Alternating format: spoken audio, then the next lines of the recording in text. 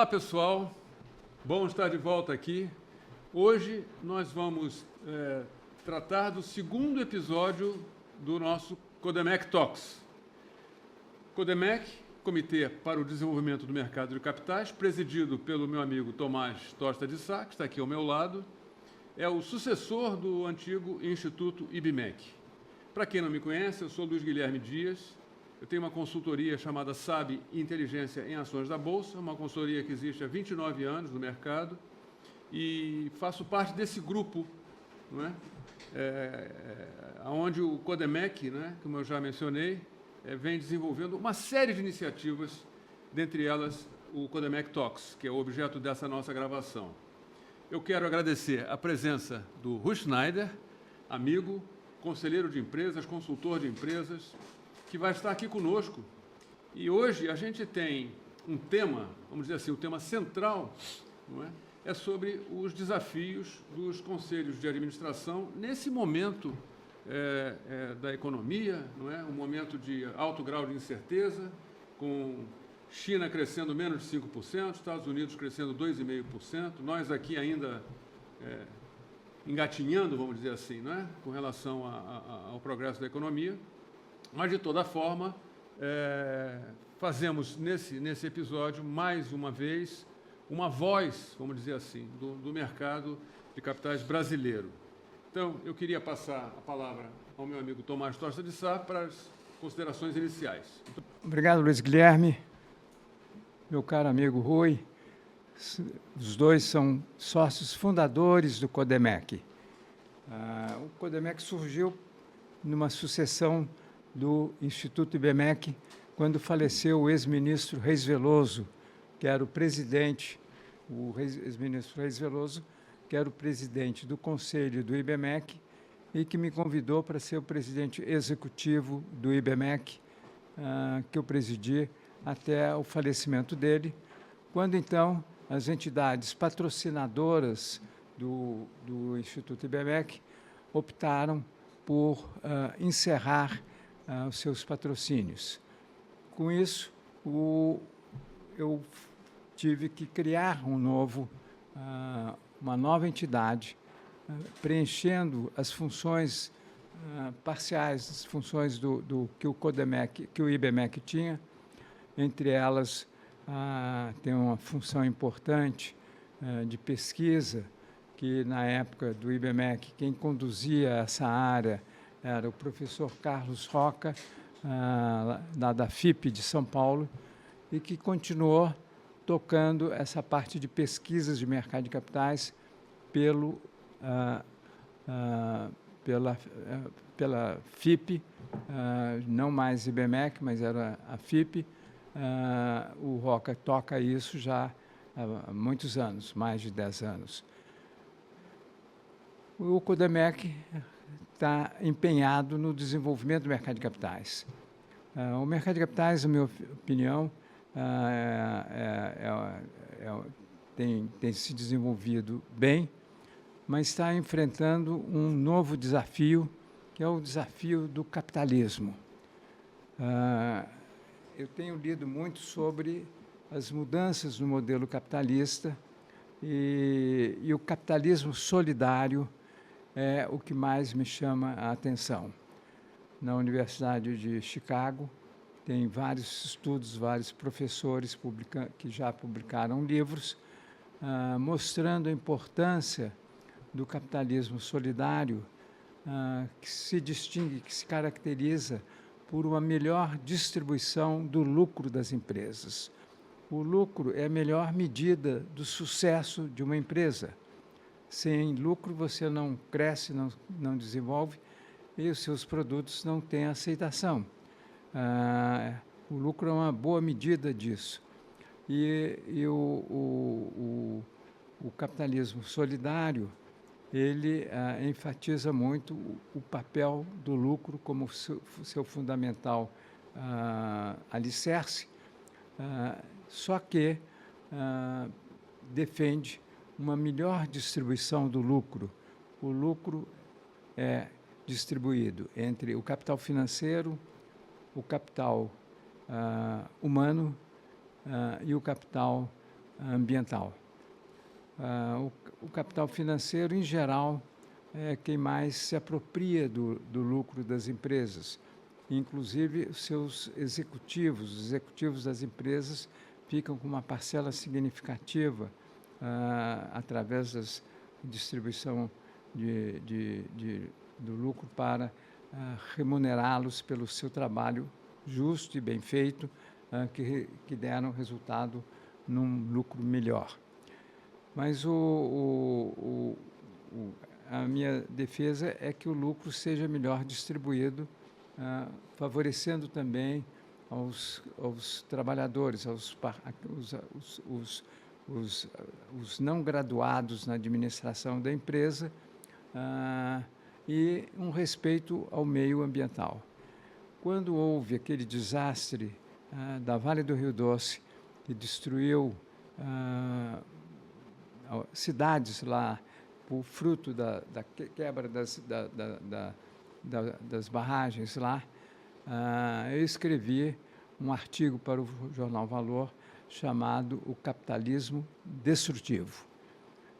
A falta de respeito a algum dos fatores de produção leva a um processo de destruição do capitalismo, porque não respeita aquilo que é o seu alicerce, que são o capital humano, o capital financeiro e o meio ambiente. Bem, dentro dessa filosofia é que o CODEMEC, Comitê para o Desenvolvimento do Mercado de Capitais, tem atuado.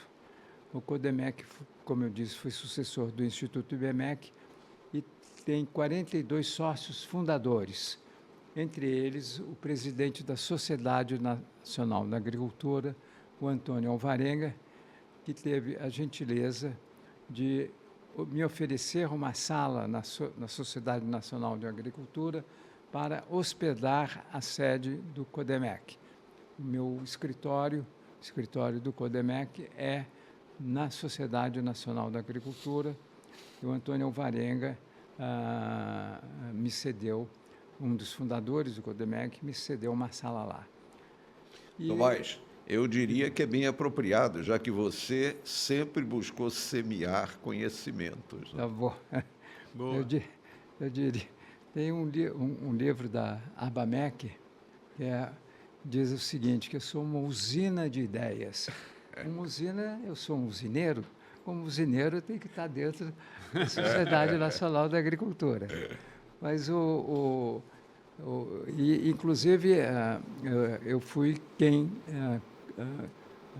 regulamentou na CVM o apoio à pequena e média empresa, o chamado Venture Capital das startups. Eu criei os fundos de investimento em empresas emergentes para apoiar o crescimento da pequena e média empresa. Hoje, a SNA, Sociedade Nacional da Agricultura, tem uma incubadora de empresas do setor agrícola. O Brasil é um país líder na exportação mundial de produtos agrícolas e que, para manter-se nessa liderança, tem que investir muito na inovação, na tecnologia, e o papel das incubadoras é justamente criar empresas inovadoras. Bem, basicamente, é essa a introdução que eu queria fazer. Eu passo a palavra para o meu amigo Rui, que vai falar agora sobre conselhos de administração. Estou certo? Antes de passar a palavra para o Rui, eu queria fazer um registro que escapou aqui na minha introdução, que é um agradecimento ao nosso patrocinador, RJI Gestão e Investimentos, uma empresa conhecida de vocês, presidida pelo Enio Rodrigues e pelo Mauro Melo. Está aqui, em nome do CODEMEC, o registro do nosso agradecimento à RJI Gestão e Investimentos. Passo, então, a palavra para o meu amigo Rui Schneider. Bom, eu acho muito oportuno essa lembrança, porque o Enio é um grande veterano do mercado de capitais e o Mauro Melo foi um companheiro de muito tempo dele, e todos conhecemos. Dúvida. E é uma satisfação estarmos aqui discutindo, debatendo com o patrocínio da RJI. Mas nós vamos fazer, né, Luiz Guilherme? Você sabe que nós estamos acostumados a conversar e conversar sobre temas importantes, porém, o fato de um tema ser importante, ele não precisa ser austero, ele não precisa ser monótono, pouco convidativo. E a ideia desse nosso bate-papo é realmente de abordar um tema que é extremamente importante, mas isso pode ser conduzido de uma forma agradável, de uma forma amena, né?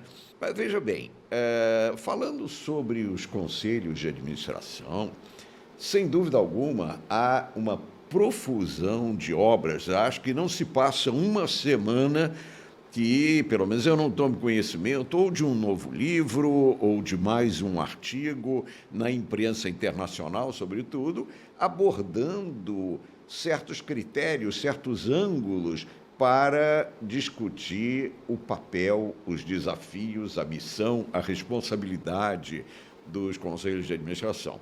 Bom, como vocês sabem, eu tive uma carreira da qual me orgulho muito, também na área militar, e fui professor, fui até decano dos professores da Escola de Guerra Naval durante muito tempo, dei aulas na Escola Superior de Guerra. Então, eu gosto sempre de fazer uma ponte entre as exigências do mercado empresarial e os conceitos que surgiram, que evoluíram da ação militar.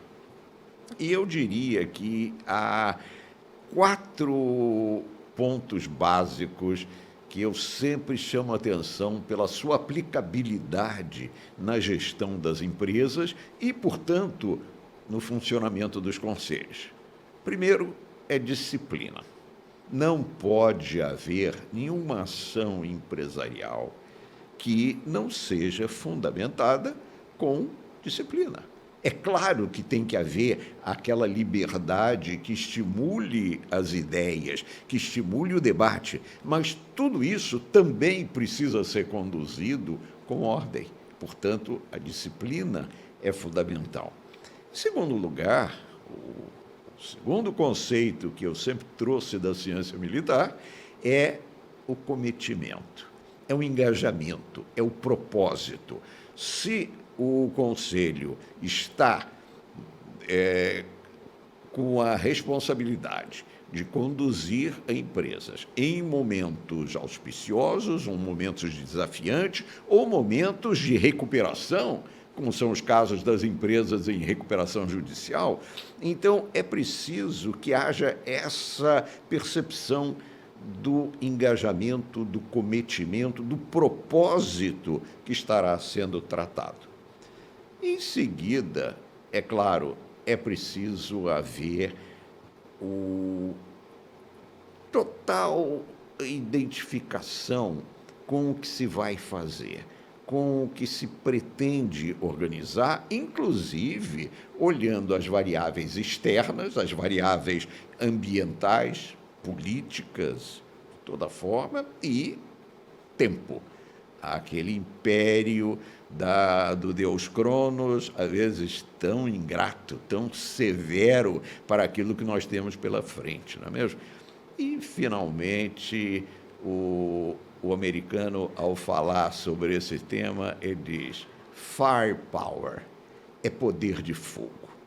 Ou seja, a empresa que está cometida, que está engajada, que está disciplinadamente buscando o progresso, entrada em novos mercados, enfrentar uma prevista alteração no comportamento do consumidor ou de todos os seus demais stakeholders, essa empresa precisa ter firepower.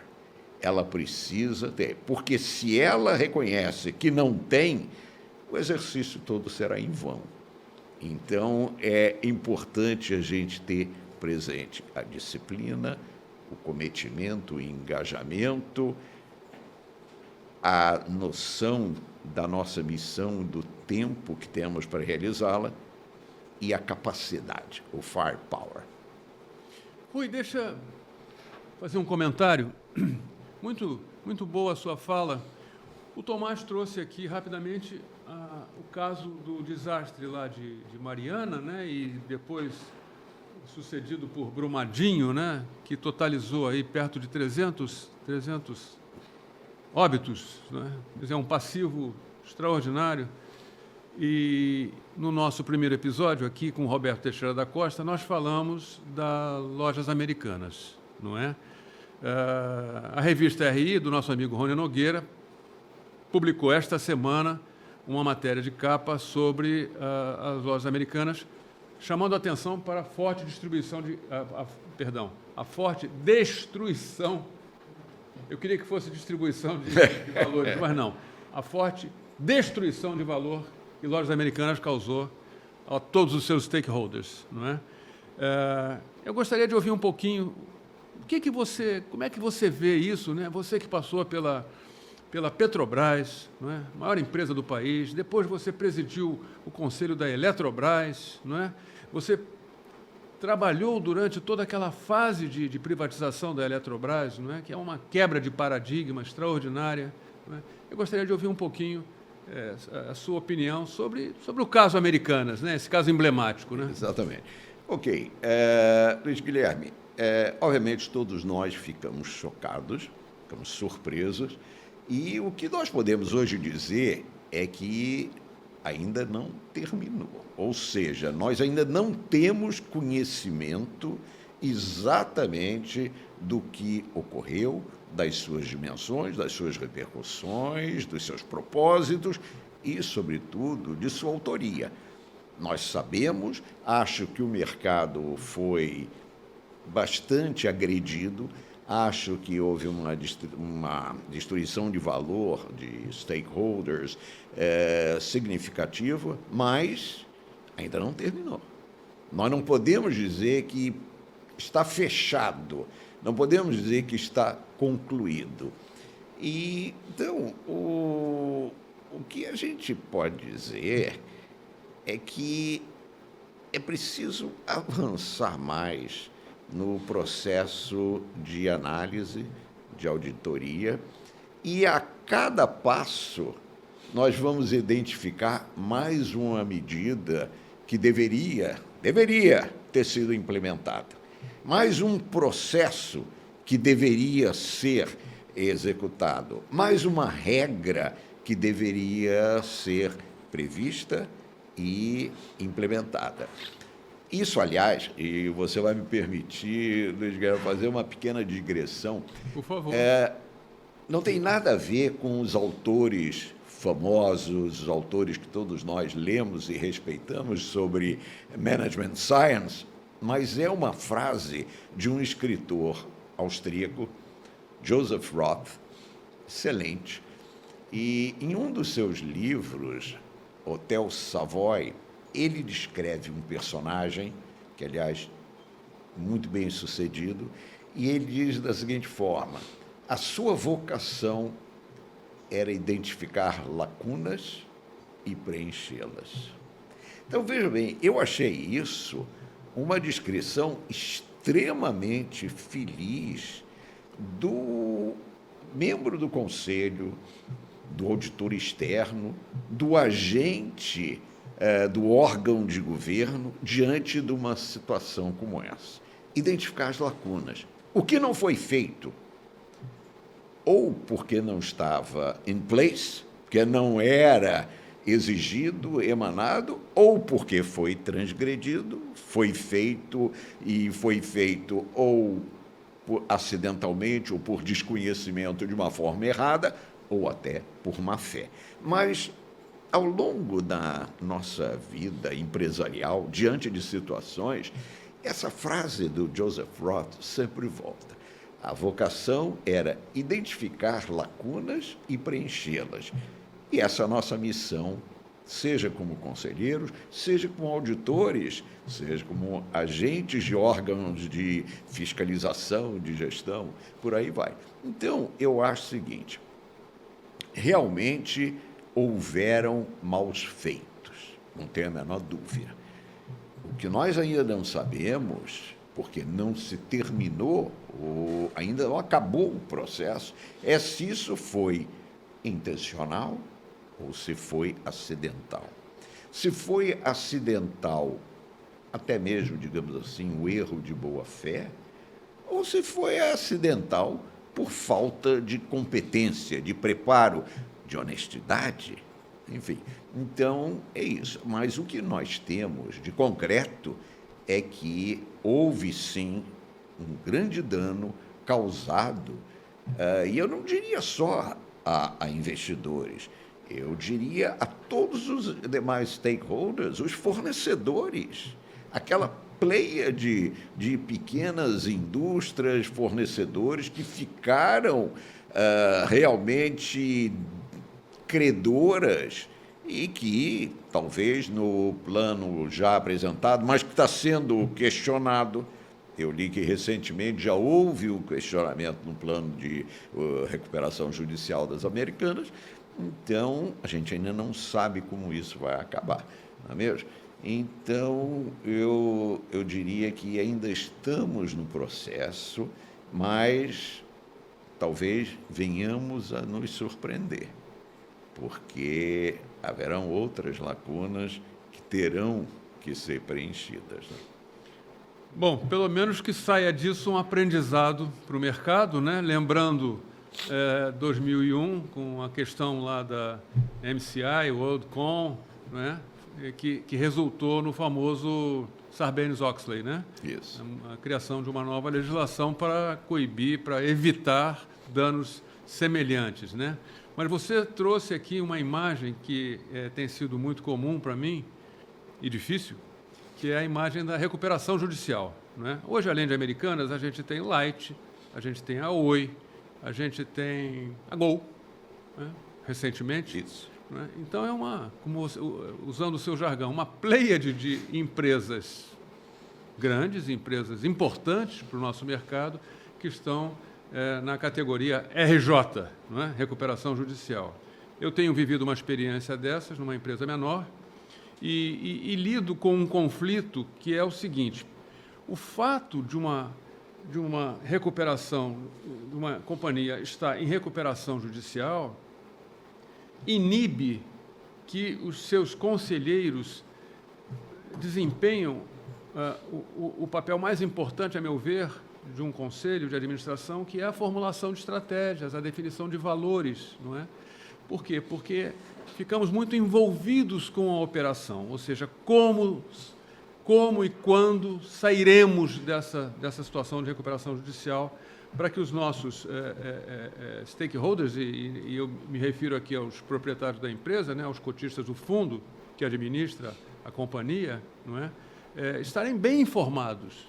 Não é? Então, a dificuldade, quer dizer, a queda de braço entre o curto prazo, né, e o longo prazo, que eu aprendi que o curto prazo ganha praticamente todas, né? A gente se concentra muito no curto prazo e deixa de olhar o longo prazo e deixa de formular uma estratégia, ou seja, um caminho que aponte uma luz no fim do túnel, que não seja um trem na contramão, como dizia Milor Fernandes. Não é? Eu gostaria de ouvir você, como é que a gente deve conduzir isso, quer dizer, como é que o conselheiro deve enfrentar de uma forma competente, de uma forma inteligente, né, esse conflito entre o curto e o longo prazo, né? Rui, deixa eu aproveitar um instantinho para colocar mais um ponto, acrescentar um ponto à questão que o Luiz Guilherme colocou, é o papel da CVM. A CVM, eu fui presidente da CVM. Quando eu assumi a presidência da CVM, tinha o famoso caso Narras, que quebrou a Bolsa do Rio de Janeiro. Caramba, doloroso. O processo estava há 4, 5 anos dentro da CVM e eu disse, vou julgar esse processo, porque o papel da CVM, além de informar o mercado, tem que haver o processo de educação, porque a informação, se não for acompanhada da educação, ela se perde, e o processo de fiscalização e penalização exemplar. Essa é a responsabilidade maior da CVM. Evidentemente que inovar, criar novos instrumentos do mercado Eu fui responsável pela criação da figura das startups no Brasil, Venture Capital. Regulamentei também os certificados de investimento audiovisuais, que deram um grande impulso à indústria audiovisual e cinematográfica no Brasil. Esse processo todo é um processo que a gente tem que observar. Agora, pergunto, como é que você vê a ausência de manifestação mais firme da CVM com relação ao caso das lojas americanas? Olha, é mais uma lacuna que a gente identifica, até porque nós esperávamos, a exemplo das autoridades americanas, do SEC, e veja bem, nós acompanhamos vários casos, Continental, Bank, ou alguns casos bem rumorosos de Chapter 11, e o que nós vimos foi a presteza, a rapidez com que as autoridades interviram e levaram uma solução. É bem verdade que a legislação americana ela é bem mais receptiva e ela faculta outros procedimentos quando a empresa se acha nesse processo de recuperação, de restauração. Então, aquela figura do crédito que é indispensável, não há condição de você recuperar uma empresa se não for através de uma hábil e adequada injeção de recursos, mas você tem, agora, na revisão da antiga Lei 8.101, da 11.111 da recuperação judicial. Então, nós já temos a regulamentação do chamado debtor in possession, que é aquele crédito oferecido à empresa depois que ela se encontra em RJ e o credor é beneficiado por uma proteção que na figura antiga não havia, e nem muito menos na lei anterior da falência, concordata e tudo mais. Mas, realmente, existe um ponto que o Luiz Guilherme apontou muito bem e que a gente tem que sopesar e entender. O que é importante, o que é urgente.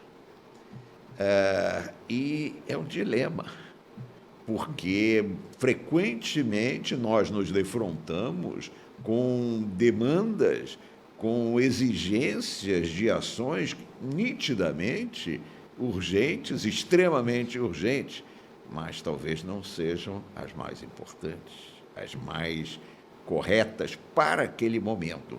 Então, esse é um ponto que não apenas o administrador, mas aí você tocou, Tomás, com a sua experiência de CVM, o regulador tem que saber isso. O regulador tem que saber ouvir, auscultar, porque eu entendo, e esse era o espírito que norteou a Lei 11.101, a recuperação é saudável para qualquer sociedade. A recuperação, tudo bem, pode ser que às vezes seja impossível, atingiu-se tamanho ponto, inclusive de desonestidade, de fraudes, que a recuperação fica absolutamente impossível. Mas, em grande maioria dos casos, ela é alcançável, ela é atingível. Precisa de competência, precisa de apego, de cometimento, mas precisa de recursos. Enfim, é preciso que todos os envolvidos tenham essa capacidade, que eu acho uma lembrança extremamente oportuna do Luiz Guilherme, que é medir o que é importante e o que é urgente. E como estabelecer a prioridade, né? Mas aí, Tomás, você que esteve envolvido em algumas situações, inclusive bem dramáticas, e eu, quando me lembro, né, da situação da nossa Bolsa do Rio, como carioca, como investidor da Bolsa do Rio, como ex-membro do Conselho da Câmara de Liquidação e Custódia, é muito lamentável o que aconteceu. Mas, enfim, nesse processo de recuperação, e também fazendo uma menção à loja americana, existe um conceito relativamente novo na sua percepção, porque a situação sempre existiu, que são as chamadas empresas estrategicamente importantes. Então, veja você, Tomás, sempre teve essa sensibilidade, porque eu acompanhei o seu envolvimento do problema da Vale. Independente do prejuízo, independente da dimensão, independente da tragédia dolorosíssima, mas você soube perceber que estava conduzindo uma situação que envolvia uma empresa indiscutivelmente estrategicamente importante. Então, esse conceito das Strategically Important Corporations é muito importante para todos e não tem muito a ver com o tamanho, com a lucratividade, com a dimensão. Uma empresa pode não ser a maior do mercado, mas, por várias razões, ser estrategicamente importante. Loja Americana, eu via com esse ângulo, pelo grande número de pequenos fornecedores, pelo grande número de consumidores que sempre atendeu e de seus pontos de venda espalhados. Então, não era das maiores na ocasião, não era das mais lucrativas, enfim, mas ela era estrategicamente importante. Agora, o Luiz Guilherme acabou de citar a Gol. A Gol é um exemplo de uma empresa que, indiscutivelmente, no cenário brasileiro, ela é estrategicamente importante. O que vai acontecer? Nós já tivemos algumas situações que eu, pelo menos, coloco muito contrário, como foi o término da Avianca, que poderia, acho que ali houve, não vou entrar no mérito, quem terá errado ou terá tido uma percepção, mas a Avianca era um elemento importante do mercado brasileiro de transporte aéreo. E ela teve dificuldades, mas nada que uma recuperação judicial bem conduzida não fizesse a sua restauração. Então, é preciso que a gente entenda esse enfoque. Primeiro, novamente, sempre medir o que é urgente e o que é importante. Quem vai ter prioridade? Não sei. Cada situação será uma situação. Certamente não será o acionista. Exatamente. Sempre. Agora, que é difícil, porque demanda, aí do governo, do regulador, demanda uma compreensão e demanda uma latitude de entendimentos. Mas nós sempre vamos nos confrontar com essa situação. O que é importante, o que é urgente. E vamos ter que estabelecer uma prioridade. Mas essa é mais uma das lacunas que nós temos que ter a habilidade de perceber e preencher. Agora, repito, empresa estrategicamente importante tem que ser devidamente considerada. Esse conceito, diga-se passagem, ele surgiu recentemente e eu atribuo, sobretudo, a uma fase em que o Citibank teve numa situação relativamente questionável, teve uma presidente nova, Jane Fraser, que se mostrou extremamente habilidosa, porque ela percebeu isso, que no cenário financeiro americano e mundial, o Citibank era uma empresa das mais importantes estrategicamente. Então, isso é um conceito novo que deve fazer parte do elenco dos nossos estudos, das nossas mensurações, porque não é apenas o lucro, não é apenas o endividamento, o EBITDA, o número de postos de trabalho, é um conjunto de situações, mas que nos permite, então, dizer esta é uma empresa estrategicamente importante. Então, autoridade, bancos, stakeholders, presta atenção. Porão, Luiz.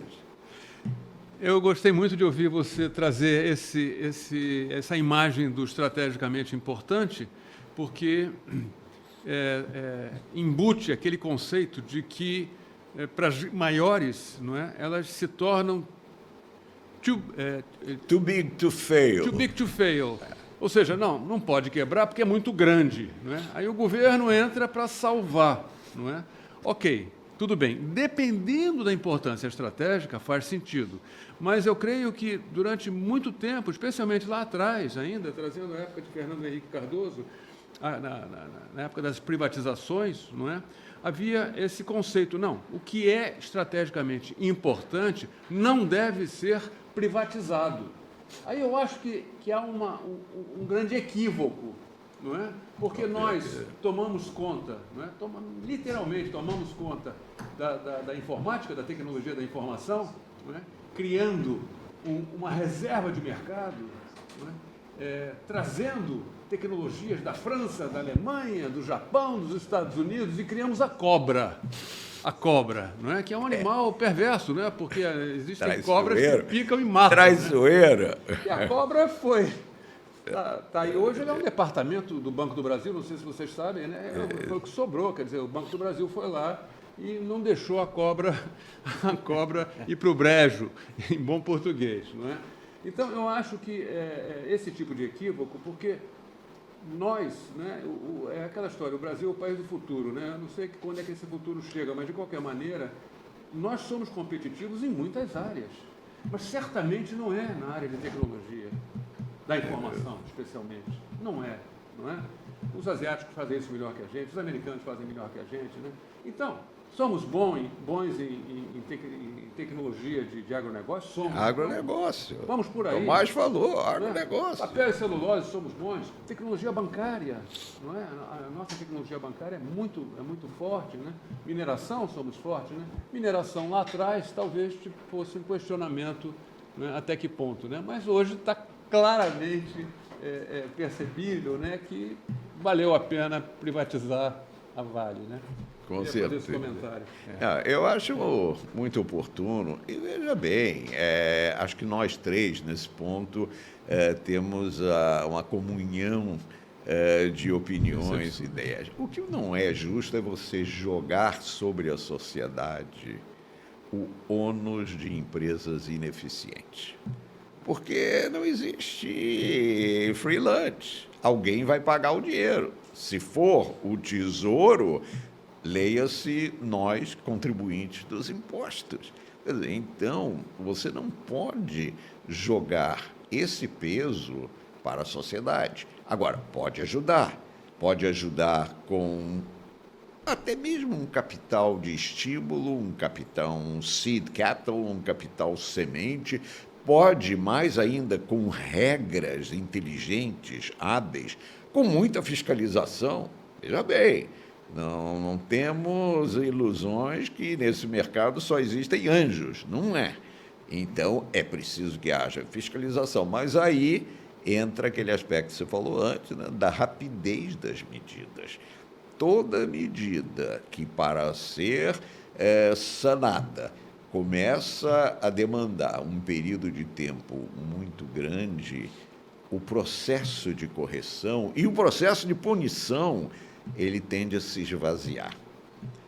Eu não vou entrar no mérito de decisões recentes de multas confessas, mas nós estamos vendo, né, que isso acontece. Então, enfim, eu acho que o caminho é esse. A privatização, não vou dizer que seja uma panaceia, que seja uma solução para todos os casos, mas ela, de um modo geral, ela tem condicionantes altamente benéficos para a sociedade, sobretudo quando nós entendemos que são empresas já esgotadas na capacidade de levantar recursos, de inovar, de trazer novas tecnologias, enfim. Entendo. A outra observação que eu queria fazer, que eu vivi isso também quando presidente da CVM, nós condenamos o caso, o Nagy Narras, naquele caso da Bolsa do Rio, e esse processo foi para a Justiça Comum. E na Justiça Comum, ele não sofreu qualquer punição. Não é um problema Ele, comum, né? ele já era uma pessoa condenada nos Estados Unidos por manipulação, porque a especulação é saudável, a manipulação tem que ser fortemente punida. Ele já tinha sofrido uma penalização e proibido de operar nos Estados Unidos no mercado de prata. Manipulou o mercado de prata lá e foi banido do mercado de capitais americano. Se você me permite, olha, tudo que você está falando foi objeto de relatos na imprensa. Ou seja, você não está emitindo uma opinião sua, você está nos relatando, e a todos que estão acompanhando esse Codemec Talks, algo que foi exaustivamente publicado na imprensa do Brasil e do exterior. Mas o que eu queria concluir é que mesmo a CVM atuando e penalizando, a Justiça Comum não acompanha, não tem preparo, eu acho, para acompanhar esses aspectos da atividade empresarial sofisticada. E acontece isso que aconteceu no caso Narras. Ele não foi penalizado pela Justiça Comum, apesar da CVM ter julgado e condenado, não é? O caso dele. Bem, voltando aí ao Conselho de Administração, o que o Conselho de Administração pode fazer para inibir certos desvios da empresa em relação aos seus objetivos finais? Como é que você vê o Conselho? Porque muitas vezes o acionista majoritário ele tem uma atuação muito forte junto ao Conselho de Administração. Como é que você encara esse atrito Conselho de Administração, empresário, controlador? Ok. Tomás, claro, antes de mais nada, nós temos o império da lei. E isso nos leva a compliance. Hoje, não há empresa que possa prescindir, sobretudo aquelas listadas, de ter uma área de compliance que seja exatamente isso, seja o cão de guarda, seja a área responsável, porque muitas vezes, vamos ser realistas, muitas vezes determinadas ações, determinadas posturas ou colocações, elas são feitas de boa fé, elas são feitas como decorrência daquela dinâmica do mercado, voltando, é importante ou é urgente, e nós não podemos deixar de aproveitar uma oportunidade, mas é preciso que tenhamos sempre esse farol iluminando o que é compliance. Pode ser feito. Eu diria que agora isso é altamente bem-vindo e benéfico. A grande maioria das empresas, e não estou falando mais só daquelas listadas, embora para essas seja essencial, seja indispensável, mas empresas de porte médio, empresas que ainda se mantêm fechadas, mas elas estão começando a reconhecer que é importante, é fundamental o compliance. O compliance é que vai dizer se realmente deve, pode, é conveniente, é perigoso, pode ser interpretado como uma transgressão. As perguntas são várias, mas o caminho é termos uma área de compliance que seja muito atuante. Isso, às vezes, provoca uma série de reclamações. Mas estão engessando a empresa, estão sufocando a criatividade. Pode até ser. Mas, realmente, no cenário competitivo, nós não podemos mais nos arriscar. Ainda mais agora, quando nós estamos vivendo esse reconhecimento dentro daquele trilho, né, das 3G do ESG, Environment, Social and Governance, a questão social, a questão da governança.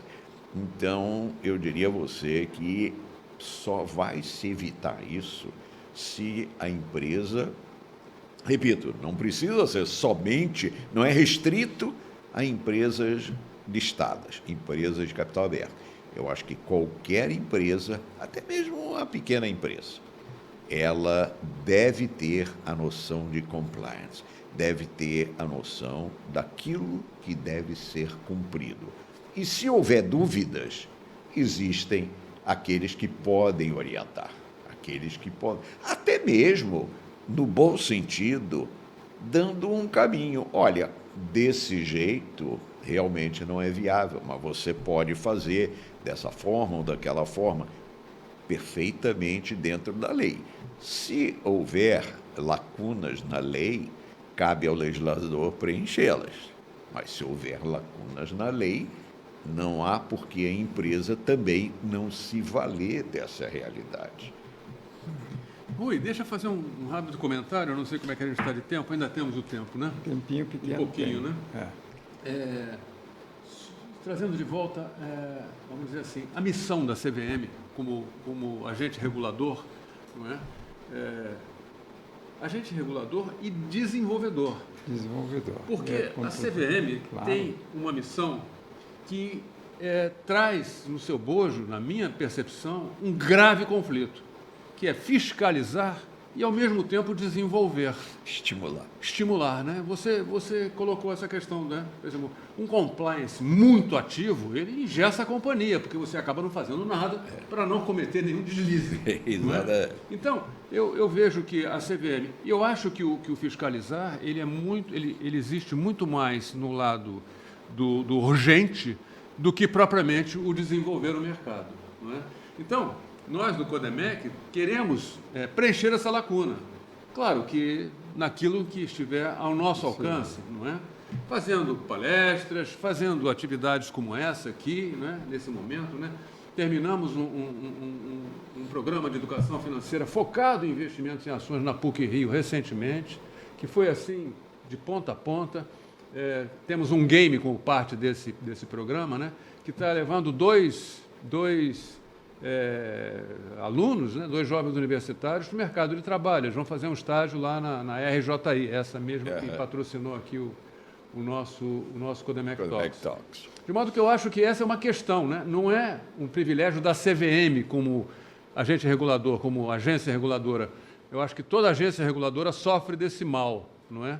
Mas o mercado precisa ser desenvolvido. Hoje mesmo tivemos uma notícia aí, né, de que de uma grande corretora, que não precisa citar o nome, porque é óbvio, né, e vários investidores entrando com ações judiciais por estarem se sentindo lesados, contratando advogados e coisas dessa natureza. Não é? Então, é a história, né? Muito grande, too big to fail, e como consegue atender 3,5 milhões de clientes, não é? As necessidades específicas de 3,5 milhões de clientes, né? 3,5 milhões de clientes é um município grande, né? Então, fica aqui essa questão. Bom, fico triste porque estamos finalizando esse bate-papo tão agradável, não é? Com o Rui Schneider, um amigo, fundador, como o Tomás já mencionou, do Codemec, né? Do Comitê para o Desenvolvimento do Mercado de Capitais. Encerramos, então, aqui esse segundo episódio. Voltamos a agradecer ao nosso patrocinador RJI Gestão e Investimentos. Fiquem conosco, não é? E daqui a pouco nós vamos soltar o terceiro episódio. Muito obrigado e até a próxima. Tchau. Obrigado. Obrigado. Obrigado a todos. Obrigado.